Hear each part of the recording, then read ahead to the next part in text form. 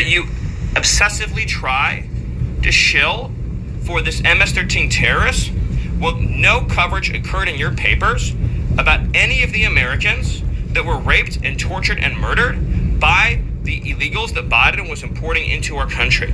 You talk about due process. The Biden administration made the decision to give extensive due process to 2 Tren de Aragua terrorists that were apprehended at the border just a couple years ago. They were 2 gentlemen. They were from Venezuela. They were members of Tren de Aragua. The Biden administration Border Patrol apprehended them and made the decision to provide them with extensive due process, put them onto a program known as supervised release, and put them on ankle monitors so that they could go through a lengthy legal judicial determination as to whether these legal aliens who had just set foot on U.S. soil might want to live in the United States for the rest of their lives.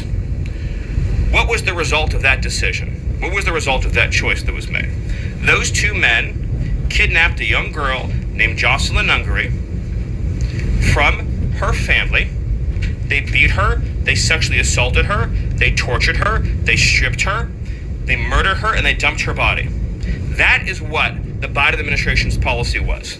Most of your papers never covered her story when it happened. To the extent that you covered it at all, it was because President Trump forced you to cover it by highlighting it repeatedly over and over again. He had to shame you into covering it.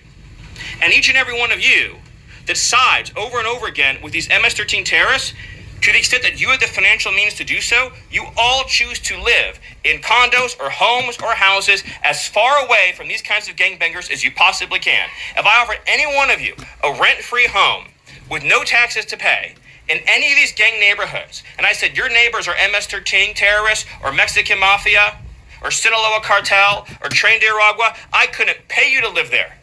But yet you, with your coverage, are trying to force innocent Americans to have these people as their neighbors, and that one day their daughter may be abducted from their home and raped and murdered.